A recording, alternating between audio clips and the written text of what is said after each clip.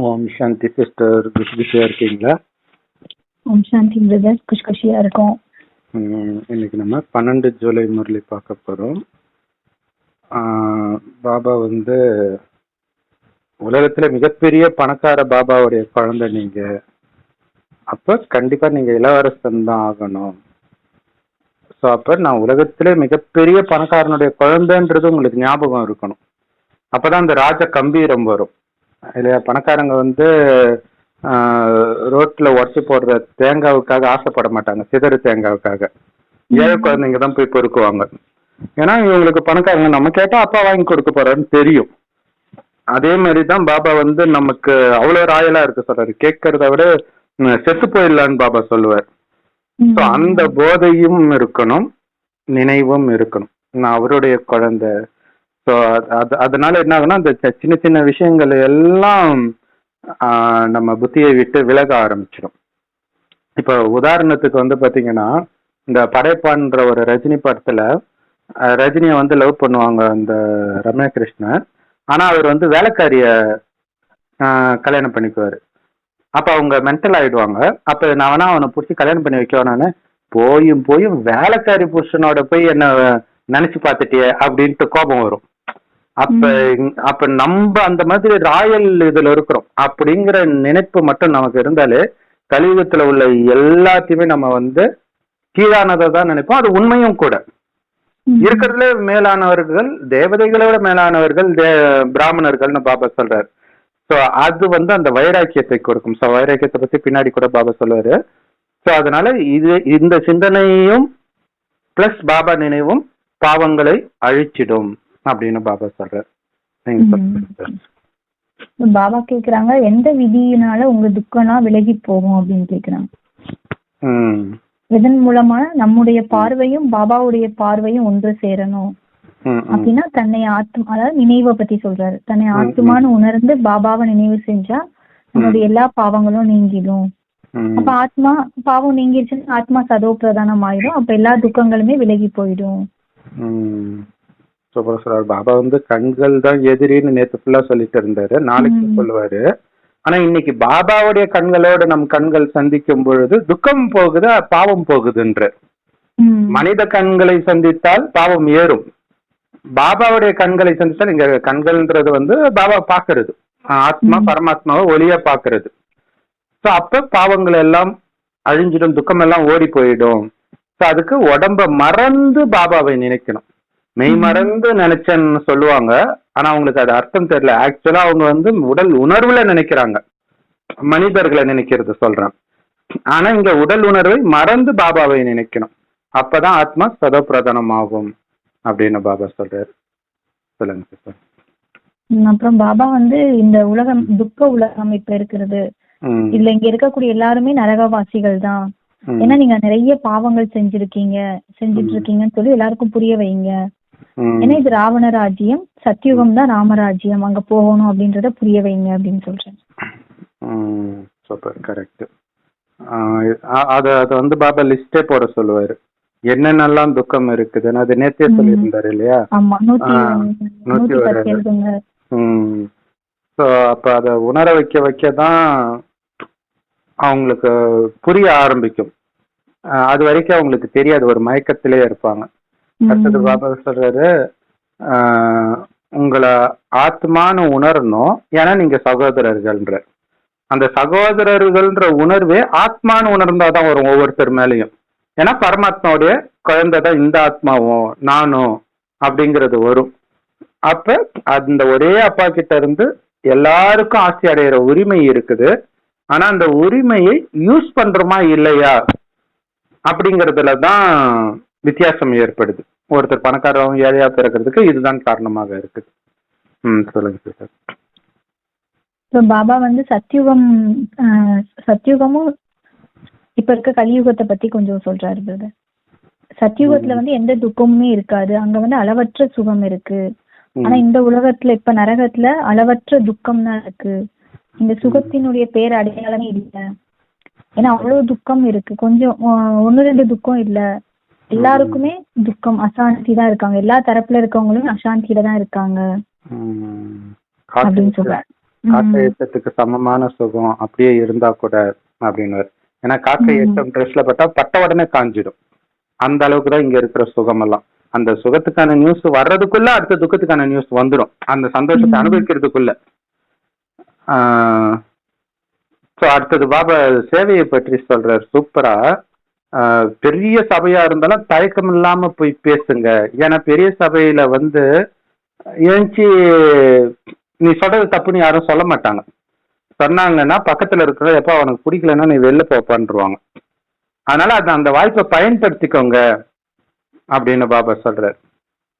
So அங்க சொல்ல வேண்டியதெல்லாம் நம்ம சிவபாபாவுடைய குழந்தைன்னு நிரூபிக்கணும், அவ்வளவுதான். கிருஷ்ணரோட குழந்தையும் கிடையாது, கிருஷ்ணருக்கு அத்தனை ராணிகளும் கிடையாது அப்படின்னு புரிய வைங்க. இது எல்லாமே சிவபாபாவுடைய மகிமை. அது மனிதனுக்கு போட்டதுனால கேட்கறதுக்கு நல்லா இல்ல. சொல்லுங்க. பாபா முதல்ல பாபாவுடைய அறிமுகத்தை கொடுங்க. யாருக்கு கொடுத்தாலும் அவர் எப்படி இருக்காரு? அவர் நிராகார தந்தையா இருக்காரு. அவருடைய பேரே கல்யாணகாரி சிவா. அவர் அவருடைய மகிமையை சொல்றாரு. அனைவருக்கும் சத்கதி கொடுக்கிறவரு, சுகத்தின் கடல், அமைதியின் கடலா இருக்காரு அப்படின்னு அவங்களுக்கு முதல்ல புரிய வைங்க அப்படின்னு சொல்றேன். அது சூப்பரா முதல்ல பாட்டு போடணும் ஃபங்க்ஷனுக்கு முன்னாடி. அந்த பாட்டு போடுறதுதான் பாபாவுடைய மகிமை பாடுறீங்க, அப்படியே ரொம்ப அவனுடைய புகழ் பாடிக்கிட்டே இருக்கிறேன்னு வாங்களே. அந்த மாதிரி முதல்ல பாபாவுடைய புகழ் பாடுங்க. அது எந்த மதத்தினரும் தடுக்க மாட்டாங்க. கடவுள் எப்படி எல்லாம் பண்ணார், உண்மையிலே அவர் என்ன பண்ணாருன்னா நரகத்தை சொர்க்கமாக்கினார். இந்த மாதிரி அவருடைய அறிமுகத்தையும் அவருடைய மகிமையும் பாடுங்க, அதுக்கப்புறம் ஞானத்துக்குள்ள வாங்க அப்படின்னு சொல்றாரு. ஏன்னா அந்த மகிமை அவங்களுக்குள்ள ஆழமா பதியணும் அப்படிங்கிறாரு. அடுத்தது எல்லாரையும் விட உயர்ந்தவர்கள் பிராமணர்கள். அதுதான் விராட ரூபத்துல காட்டியிருக்கிறாங்க. அந்த விஷ்ணு பெருசா இருக்கிற மாதிரி காட்டுவாங்க. அதுல தலைப்பகுதி ஃபுல்லா தேவதைகள் முகம், நெஞ்சு பகுதி ஃபுல்லா சத்திரியருடைய முகம், வயிறு ஃபுல்லா வைஷ்யருடைய முகம், கால் ஃபுல்லா சூத்ரர்களுடைய முகம் இருக்கும். ஆனா எல்லாரையும் விட உயர்ந்த பிராமணர்களை அதுல விட்டுட்டாங்க. அவங்கள உருவாக்குன சிவபாபாவையும் விட்டுட்டாங்க அப்படின்னு அதையும் புரிய வைங்க அப்படின்னு சொல்றாரு. சொல்லுங்க. பாபா சத்தியுகத்துல எந்த விகாரமுமே இருக்காது. ஏன்னா அது பவித்திரமான அங்க இல்லறதும் இருக்கு. ஆனா இந்த கலியுகத்துல ஒவ்வொருத்தருக்குள்ளயுமே 5 விகாரங்கள் நிறைஞ்சிருக்கு அப்படின்னு சொல்றாரு. கரெக்ட். அதனாலதான் அவன் தான் நம்பர் 1 எதிரி. அப்புறம் என்ன சொல்றேன்னா சத்தியுகத்துல குற்றமற்ற பார்வை இருக்கும். அதனால அங்க யாரும் எந்த பாவமுமே செய்ய மாட்டாங்க. இங்க இருக்கக்கூடிய கண்டி குற்ற பார்வையுடையனால நிறைய பாவங்கள் நடக்குது அப்படின்னு சொல்றாரு. அதாவது பாவத்துக்கு முக்கியமானது இந்த குற்ற பார்வை தான் அப்படின்ற மாதிரி இன்னைக்கு சொல்றாங்க. கண்டிப்பா இதன் ஆதாரத்துலதான் சுகதாமம் துக்கதாமன் பிரிக்கப்படுதுன்னே சொல்றாரு. தூய்மையான பார்வை இருக்கிறதுனால அது சொர்க்கம், அழுக்கான பார்வை இருக்கிறதுனால இது நரகம். ஏன்னா ஆக்சுவலா துவாபரகத்தின் ஆரம்பத்துல நம்ம துக்கம்லாம் அனுபவிக்க மாட்டோம். ஆனா பார்வை கொஞ்சம் சலனமாக ஆரம்பிக்குது, உடனே அது நரகம்ன்றாரு பாபா. அப்பதான் பாவம் செய்ய ஆரம்பிக்கிறோம் லைட்டா, உடனே அது நரகம், அவ்வளவுதான். சொர்க்கம்னு சொல்றதுக்கு தகுதியற்றதா ஆயிடுது, தேவதைன்னு சொல்றதுக்கு தகுதியற்றவரா ஆயிடுறோம், இந்துன்னு சொல்லிக்க ஆரம்பிச்சிடுறோம். அடுத்தது துக்கத்துடைய மலை ஆல்ரெடி நம்ம மேல இருக்குது, இன்னும் விழப்போகுதுன்ற. அதுக்குதான் வெடிகுண்டு தயாரிச்சு வச்சிருக்காங்க, சும்மா வைக்கிறதுக்காக வச்சிருக்கிறாங்க அப்படின்னு சொல்றாரு. அப்ப டைம் ரொம்ப கம்மி. எல்லாம் நார்த் கொரியா அணுகுண்டு போடுறேன்னு, ரஷ்யா போடுறேன்றாங்க. ஆனா அமெரிக்கா கம்முன்னு அவன் மிரட்ட மாட்டான், ஆனா போட்டுருவான். ஸோ யார் யார் மேல போட போறாங்களோ தெரியல. ஏன்னா அதோடைய நேரத்துல டிராமா முடிஞ்சுதான் ஆகணும். இப்ப படமே பாக்குறீங்க, உங்களுக்கு ரொம்ப பிடிக்குதுன்றதுக்காக அது போய்கிட்டே இருக்காது, ஒரு டைம் முடிஞ்சுதான் ஆகணும். அதே மாதிரி நாடகம் முடிஞ்சுதான் ஆகணும். அதுக்கு முன்னாடி நீங்க தயாரானீங்களா? அவங்க சக்திசாலியா உலகத்தை அழிக்கிறதுக்கு தயாராகிறாங்க, புது உலகத்தை உருவாக்குறதுக்கு நீங்க சக்திசாலியா தயாராயிட்டீங்களா அப்படின்னு பாபா கேட்கிறார் சிஸ்டர். அப்புறம் துக்கத்தை பத்தி சொல்றாரு. என்னென்ன மாதிரியான துக்கம் எல்லாம் இருக்கு? சண்டைகள், மரணம், விதவை, தற்கொலை செய்துக்கிறது, இந்த மாதிரி நிறைய விதமான துக்கங்கள் இப்ப இருக்கு அப்படின்னு சொல்றாரு. கரெக்ட். எத்தனை துக்கம் இருக்குது. பணக்காரங்களா இருந்தாலும் பணக்காரங்களுக்கும் இந்த துக்கம் எல்லாம் வரதானே செய்யுது. அவங்க பதவியில இருக்கவங்க கூட எப்ப இது போயிடும் அப்படின்ற துக்கத்துலதான் இருக்கிறாங்க அப்படின்னு சொன்னாரு. கரெக்ட். இப்ப பணக்காரங்களே கூட எனக்கு தெரிஞ்ச ஒரு பொண்ணு வாழை வெட்டியா வந்துட்டா. ஆனா ரொம்ப பணக்காரங்க. கீழே அவங்க அண்ணன் இருப்பாரு, மாடியில அவங்க அக்கா இருப்பாங்க. 2 பேருமே அவரும் ஒய்ஃபை பிரிஞ்சுட்டாரு, இவங்களும் கணவனை பிரிஞ்சுட்டாங்க. பட் பாக்குறவங்கலாம் ஒரு ஒரு பரிதாபமா பார்ப்பாங்கல்ல அவங்கள. அப்ப காசு இருந்தும் அவங்க இதுக்காக அவங்க யாருக்கிட்டையும் பேச மாட்டாங்க. அப்ப அதான் துக்கம்ன்றார். திரும்புற பக்கம் இல்ல, ஏழையில இருந்து பணக்காரன் வரைக்கும் எல்லாருக்கும் துக்கம் தான் இங்க.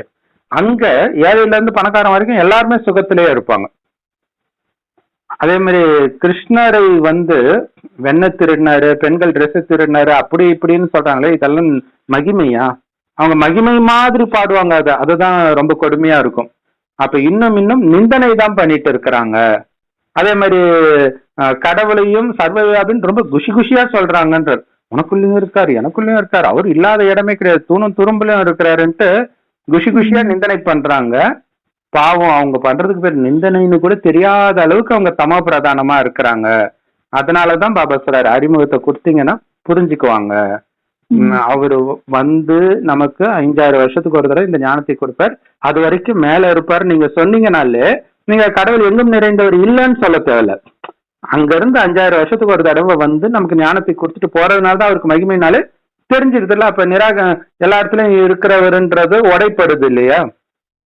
சோ அதை சொல்லி அந்த மகிமை பாட சொல்றாரு. சத்கதி எல்லோருக்கும் கொடுக்கிறாரு, சுகத்தின் கடலா சாந்தி கடலா இருக்கிறாருன்னு சொல்றாரு சார். அடுத்தது சிஸ்டம் வேற பாயிண்ட். இந்த பாயிண்ட் சொல்லவே எந்த பாயிண்ட்? லட்சுமி நாராயணர் உலகத்துக்கு எஜமானரா இருக்காங்கன்னா அவங்க எப்படிப்பட்ட கர்மம் செஞ்சிருப்பாங்க? சூப்பர் பாயிண்ட் அது. கரெக்ட். உலகத்துக்கே எஜமானரா இருக்கிறாங்க, அது எல்லாருமே ஏத்துக்குவாங்க. வைகுண்ட வாசானே சொல்லுவாங்க அவங்க பேரை. அப்ப ஒரு பிச்சைக்காரன் பாவம் செஞ்சுதான் இப்படி ஆகுறான்னா வைகுண்டத்தின் அதிபதி ஆகுறதுக்கு அவர் ஒரு உயர்ந்த காரியம் பண்ணிருக்கணும்ல. அப்ப அது கொடுத்தது யாரு? ஏன்னா கலியுகத்துக்கு அடுத்தது அது வருது சத்தியுகம். எல்லாம் கீழானவங்களா இருக்கும்போது ஒரு நல்ல காரியம் செய்துதான் இவங்க அடுத்த யுகத்துல இப்படி வந்திருப்பாங்கன்னா அதை யார் கத்து கொடுத்தா? ஏதோ ஒண்ணு பண்ணி இருக்கிறாருல்ல, அதனாலதான் அவருடைய மகிமை. சிவராத்திரி, கிருஷ்ணருடைய ராத்திரி அப்படின்னு சொல்றாங்க. சிவராத்திரிக்கு பிறகுதான் கிருஷ்ணராத்திரி. அது ஆக்சுவலா ஒரு சமீபமா முரளியில பாபா சொல்றார், சிவராத்திரி அன்னைக்கே, அதாவது சிவனுடைய ஜென்மம் அன்னைக்கே கிருஷ்ணனுடைய ஜென்மமும் ஸ்டார்ட் ஆயிடுச்சு, ராமனை அழிக்கிறதும் ஸ்டார்ட் ஆயிடுச்சு, புது உலகத்தின் ஆரம்பமும் ஸ்டார்ட் ஆயிடுச்சு. எல்லாமே ஒரே நாள்ல ஸ்டார்ட் ஆயிடுச்சு. அதனாலதான் சிவராத்திரிக்கு அவ்வளவு மகிமை அப்படின்னு பாபா சொல்றாரு. மத்தபடி இருட்டுல வர்றது சிவன், அமிர்த வேலையில பிறக்கிறது கிருஷ்ணர்ன்ற. அவரு இருட்டுல பிறக்கல, சிவன் தான் இருட்டுல, அதாவது எல்லைக்கு அப்பாற்பட்ட இருட்டு இந்த கலியுகத்தின் இரவில் வரார் அப்படின்னு சொல்றாரு. சொல்லுங்க. பாபா கர்மம் அகர்மம் விகர்மத்தை பத்தி புரிய வைக்கிறாரு. சத்தியுகத்துல இருக்கிற கர்மம் ஆக்கிரமமா இருக்கும். ஆனா இந்த கலியுகத்துல நம்ம பண்ணக்கூடிய எல்லா கர்மமுமே விகர்மங்களா இருக்கு. அதனாலதான் இந்த உலகம் பாவாத்மாக்களின் உலகமா மாறிடுச்சு அப்படின்னு சொல்றாங்க. அது மட்டும் இந்த கர்மம் அகர்மம் பத்தி புரிய வச்சுட்டு நம்ம கொடுக்கல் வாங்கல் கூட என்ன பண்ணக்கூடாது, இந்த பாவாத்மாக்களோட வச்சுக்க கூடாது, கவனமா இருக்கணும். நீங்க அன்னதானம் போட்டாலும் பாவம் தான், அதுல எச்சரிக்கையா இருக்கணும்ன்றாரு. அதே மாதிரி நீங்க சேவை செய்றீங்க கோயில்ல, அந்த மாதிரி இடத்துல எல்லாம் 15 நிமிஷத்துல எல்லாத்தையும் புரிய வைக்க முடியாது. நீங்க வாங்க கொஞ்சம் கொஞ்சமா, ஏன்னா ஒரு ஞான கடல். நீங்க அங்க வந்தீங்கன்னா 21 பிறவிக்கு ஆஸ்தி அடையிற மாதிரி நாங்க உங்களுக்கு சொல்லி கொடுக்கறோம். நாங்கெல்லாம் பாருங்க கடவுளுடைய ஞானத்தின் படி நடக்கிறோம் அப்படின்னு புரிய வைங்க அப்படின்னு சொல்றேன். அந்த 7 நாள் கோர்ஸ் எடுத்துக்கோங்க அப்படின்னு சொல்றோம். 7 நாள் கோர்ஸ் எடுங்க. கரெக்ட். ஆமா, குறைஞ்சது 7 நாளாவது ஒதுக்கணும் இல்லையா? இதுதான் உண்மையிலே கீதையின் எபிசோடு அப்படின்னு சொல்ற. சொல்லுங்க. பாபா சொல்றாரு, என்ன சர்வவியாபின்னு சொல்லி எனக்கு எல்லாருமே அபகாரம் பண்ணிட்டீங்க, அவங்களுக்கு கூட நான் என்ன பண்றேன், இப்ப உபகாரம் பண்ணிட்டு இருக்கேன். கரெக்ட். இதுதான் முக்கியமான விஷயம். இது நிறைய தடவை சொல்லுவார், என்ன நிந்தனை பண்ணதை விடவா உங்களை நிந்தனை பண்ணிட்டாங்க. இப்ப சமீபமா சொன்னாரு. ஆனா பாருங்க, உங்களுக்கு யாரு அவமானப்படுத்துறாங்களோ அவங்கதான் உண்மையான நண்பன். அதனாலதான் நீங்க என்னுடைய உண்மையான நண்பன் ஆயிட்டீங்க. அதே மாதிரி உங்களை பத்தி தப்பா பேசுறவங்கள நண்பன் ஆக்குங்கன்ற. இதுதான் கடவுளுடைய வழியே. Super sister. அப்புறம் பாபா வந்து ஞானம் நிறைந்தவராகி வீண் கேள்விகளை வந்து யஜ்யத்துல அர்ப்பணம் பண்ணிருங்க, அப்பதான் நீங்க தடைகளற்றவர் ஆக முடியும் அப்படின்னு வரம் கொடுக்கறாரு. கண்டிப்பா. வீண் கேள்விகள், அதாவது டக்குன்னு முற்றுப்புள்ளி வைக்கிறது. இது ஏன் நடந்துச்சு, இப்படி நடந்துச்சுன்னா அது பாட்டுக்கு போய்கிட்டே இருக்கும். ஞானம் நிரம்பியவருக்கு எல்லாத்துக்கும் பதில் தெரியும். நாடகத்துல பதிவாக இருக்குது, நடந்திருக்குது, அவ்வளவுதான். இன்னொன்னு, இதுக்கு வந்து தடை வரதான் செய்யும். அந்த தடையை வெள்ளதான் நம்மளுடைய பதவியும் அதிகமாகுது. சரி, அடுத்தது பாபா சொல்றாரு, ஒரு பக்கம் இது மோசமான உலகம்னு சொல்றாங்க, ஆனா பேர் மட்டும் ஸ்ரீலக்ஷ்மி, ஸ்ரீ ரவிசங்கர் அப்படின்னு ஸ்ரீன்னு போட்டுக்கிறாங்க. ஸ்ரீனா உயர்ந்தன்னு அர்த்தம். மோசமான உலகத்துல எப்படி உயர்ந்தவங்க வருவாங்க அப்படின்னு சொல்றாரு. சொல்லுங்க சிஸ்டர். இன்னொரு முக்கியமான விஷயம் என்னன்னா, இங்க வந்து வருஷம் அமைதிக்கான மாநாடு, அனைத்து மத நல்லிணக்க மாநாடுன்னு நடத்துறாங்க. இதனால ஒன்னும் ஆகிடாது. உலகம் ஃபுல்லா மத சண்டை நடந்துகிட்டு தான் இருக்குது, அமைதியற்ற சூழ்நிலை வந்துகிட்டு தான் இருக்குது. இது இல்லாம கிளைமேட்டை நிறுத்தணும்ட்டு என்னென்னமோ பண்ணாங்க பாருங்க, அது பாட்டுக்கு மோசமா ஆயிட்டு தான் இருக்குது. எதுவுமே யாராலையும் எதுவும் பண்ண முடியாது. உங்களுக்கு இருக்கிற ஒரே ஆப்ஷன் பாபா நினைவுல இருங்க, உலகம் சொர்க்கமாயிடும். அது பாபாவுடைய வேலை. மற்றது நீங்க என்ன பண்ணாலும் கீழே தான் இறங்கிட்டு வருவீங்க. இன்னொரு விஷயம், கடவுளை நீங்க கூப்பிடுறீங்கன்னாலே நீங்க அழுக்கா இருக்கிறீங்கன்னு தான் அர்த்தம். அப்ப அழுக்கா இருக்கிறதான் துக்கத்துக்கு காரணம். அப்ப தூய்மை ஆகுறதுக்கான வேலையை தான் நம்ம பார்க்கணும் அப்படின்னு பாபா சொல்றாரு. சொல்லுங்க. பாபா சொல்றாரு, தடைகள் வரும்போது நம்ம என்ன பண்றோமா, ஏன் நடக்குது, எதுக்கு இந்த மாதிரி வருதுன்னு கேள்விகள்ல போயிடுறோமா. கேள்விகள் வந்தாலே அதுக்கான தடையை நீக்கிறதுக்கான நமக்கு பதில் கிடைக்காது, குழப்பத்துல போயிருவீங்க. அதனால என்ன பண்ண, ஞானத்தை பயன்படுத்தி அந்த வீண் கேள்விகள் எல்லாம் அழிச்சிருங்க. அப்ப உங்களுடைய நேரமும் மிச்சமாகும், மற்றவங்களுடைய நேரமும் மிச்சமாகும், சக்திசாலி ஆயிடுவோம், தடைகளும் அகன்றுடும் அப்படின்னு சொல்றாங்க. வீண் எண்ணம் வந்தாலே சக்தி இழந்துடும். அதுக்காக தான் எண்ணத்தை வந்து சிக்கனமா பயன்படுத்துங்க, தேவையில்லாததெல்லாம் சிந்திக்காதீங்கன்னு பாபா சொல்லுவார். அடுத்தது நிறைய பேர் வந்து ஏன் பாபா வந்து வள்ளலார் உடம்புல வரல, ராகவேந்திரர் உடம்புல வரல, சத்யசாய் பாபா உடம்புல வரல, எதுக்கு ஒரு கல்யாணம் ஆனவர் ஒருத்தர் உடம்புல போய் வராரு, அதுவும் வைர வியாபாரி உடம்புல அப்படின்னு கேட்பாங்க. அப்ப பாபா சொல்றாரு, அல்லது கிருஷ்ணர் அந்த மாதிரி ராமர் அவங்க உடம்புல வர வேண்டியதானே. பாபா சொல்றாரு, அவர் அழுக்கான உடம்புல தான் வருவார். ஏன்னா அழுக்கானவர்களை தூய்மையாக்குறதான் அவரோட வேலையே. கலியுகத்துல தான் அவருடைய ஞானம் தேவை. இங்க யாரு தூய்மையானவங்க இருக்கிறாங்க. அது மட்டும் இல்லாம அது இல்லற மார்க்கத்தை தான் அவர் ஸ்தாபனை பண்றாரு. துறவி உடம்புல அவர் எதுக்கு வரணும்? இதை வந்து சொல்லி இருக்கிறாரு. சொல்லுங்க சிஸ்டர். அத இன்னொரு முக்கியமான விஷயம் வந்து என்ன கத்துக் கொடுக்கிறாருன்னா, இருக்கிறதுல மிக பழமையான பாரதத்தின் ராஜயோகத்தை கத்துக் கொடுக்கிறார். அது இல்லற மார்க்கத்தினருக்கானது. இந்து தெய்வங்கள் ஜோடி ஜோடியா இருக்கிறாங்கல்ல, வேற எங்கேயுமே அப்படி இல்ல. அப்படின்னாலே அது இல்லற மார்க்கம் தானே அர்த்தம். இல்லற மார்க்கம் தூய்மையா இருந்தது, இப்ப அழுக்காயிடுச்சு, மீண்டும் இறைவனை நினைத்து தூய்மையாகிறோம். அதற்காக தான் அவர் இல்லற மார்க்கத்தில் தான் வருவாரே தவிர துறவிகள் உடம்புல வரமாட்டாருன்னு சொல்றாரு. சொல்லுங்க சிஸ்டர். பாபா இன்னைக்கு யோகா அக்னி பத்தி சொல்றாரு. யோகா அக்னி தன்னை ஆத்மான்னு உணர்ந்து பாபாவை நினைவு செய்யறதுதான் யோகா அக்னி. அந்த யோகா அக்னியின் மூலமா நம்மளுடைய ஜென்மத்தின் பாவங்கள் எல்லாம் சாம்பல் ஆகிடும். கரெக்ட். நெருப்புல தங்கத்தை போட்டு எப்படி தூய்மையாக்குறாங்களோ, அழுக்கு நிக்கிறாங்களோ, அதே மாதிரி யோகத்திலிருந்து ஆத்மாவுடைய அழுக்கெல்லாம் போறதுனால அதை நெருப்போட பாபா ஒப்பிடுறாரு. யோகத்தை, பாபாவுடைய நினைவுன்ற நெருப்புல அழுக்கெல்லாம் போயிடுது பாபாவை நினைச்சா. அதே மனிதனை நினைச்சா அழுக்கு சேர்ந்துகிட்டே இருக்கும். அதனாலதான் மனிதனை மாற கடவுளை நினை. இதுதான் இங்க. அடுத்தது பாபா எப்படி வராரு, எவ்வளவு, அதாவது அம்மன் வந்து ஆடி வராங்க, அசைஞ்சு வராங்கன்னு பாட்டு வரும். மேல்மலையினூர் அங்காளம்மா ஆடி வரா பாடி வரான்ட்டு. உண்மையில அந்த மகிமை பாபாவுக்கு. எப்படி வராரு பாருங்க. வேற ஒரு ஆண் உடம்புல வராரு, வந்ததே தெரியல யாருக்கும். அப்பாவாகவும் இருக்கிறாங்க, அம்மாவாகவும் 2 பேர் சேர்ந்து இருக்கிறாங்க. அது எங்கேயுமே நடக்காத ஒரு அதிசயம். ஏன்னா அவருக்கு வாய் கிடையாது. ஸோ அந்த அமிர்தத்தை, ஞான அமிர்தத்தை பொழியறதுக்கு இவருடைய வாய் தேவை. அப்ப பிரம்மா அம்மாவா இருக்கிறாங்க. மற்றபடி பெண்களை பார்த்துக்கிறதுக்காகத்தான் மம்மாவை வந்து நியமிக்கிறார். அது சொல்றாங்க. அடுத்தது காளி மாதான்னு சொல்லும்போது காளி எப்பவுமே கண்ணங்கரேர்னு காட்டுவாங்க. கிருஷ்ணரையும் அதே மாதிரி கருப்பா காட்டுறாங்க. தாமத்துல விழறதுனாலதான் உங்களை கருப்பா காட்டுறாங்களே தவிர அப்படி கண்ணங்கரேர்னு இருப்பாங்கன்னு அர்த்தம் கிடையாது அப்படின்னு சொல்றாரு. ஆனாலும் இது ஒரு சூப்பரான விஷயம். ஆனாலும் இது எல்லாருக்கும் உடனே புரிஞ்சிடாது. ஆக்சுவலா அதுக்கும் முன்னாடி நாள் முரளிலையோ இதுலயோ சொல்லியிருப்பாரு, குரங்கு புத்திக்காரங்களுக்கு எல்லாம் இது புரியாது அப்படின்னு நேற்றுதான் சொல்லியிருப்பாரு. கரெக்ட். அதனால இது எல்லாருக்கும் புரியாது. கோடியில சிலர் தேர்ந்தெடுக்கப்பட்டவர்களுடைய புத்தியில தான் பதியுன்றாருன்னா நம்மளுடைய மகிமை அதை நினைச்சு பார்த்தாலே இத்தனை பேருக்கு பெரிய பெரிய இன்ஜினியரா இருப்பான், சயின்டிஸ்டா இருப்பான், அவனுக்கு எல்லாம் புரியாது இல்லையா?